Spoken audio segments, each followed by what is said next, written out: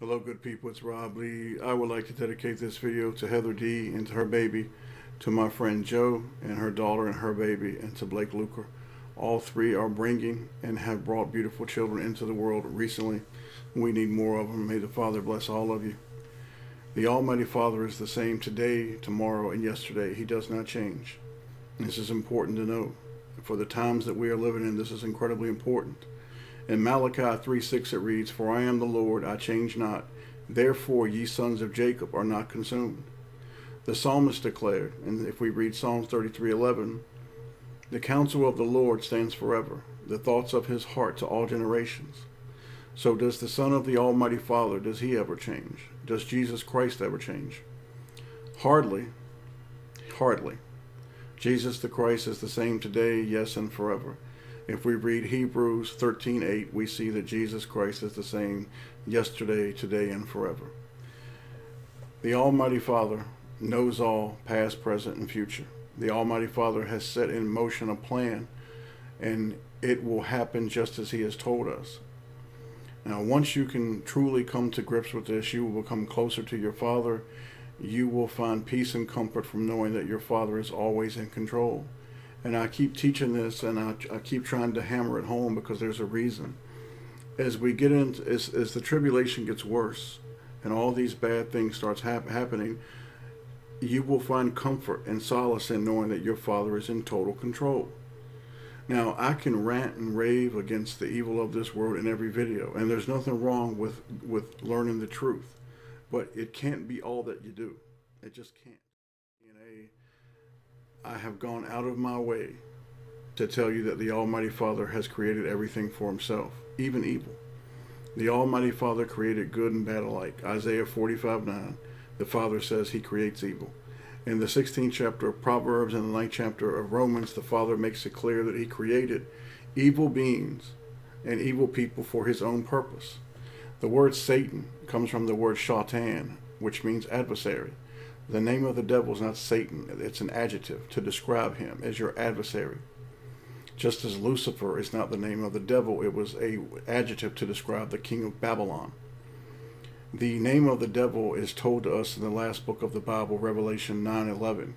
The name of the devil in the ancient Hebrew was Abaddon, and in the Koine Greek it's Apollyon. This being also, as the dragon and the serpent, this being was created by your Father and for your Father. The Almighty Father, in his infinite wisdom, gave himself and his children an adversary.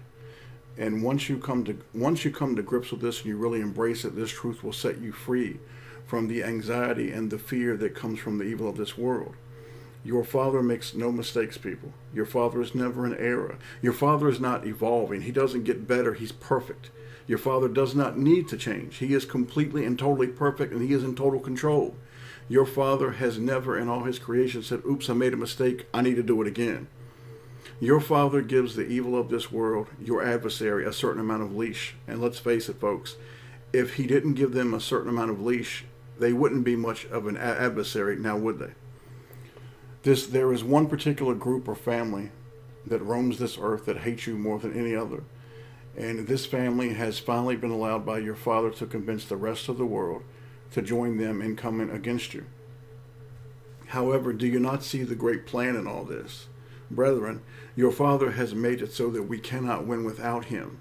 This is the entire purpose of our being here. We are tried and we are to be taught that we breathe because he gives us the breath to do so. If you're breathing right now, it's because he has given you the ability to breathe. That's the truth of it. So we can rail against Zionists, Masons, the media, the devil, the children of Cain, other races, governments, corporations. However, none of these that I just mentioned can do a damn thing if our Father says no.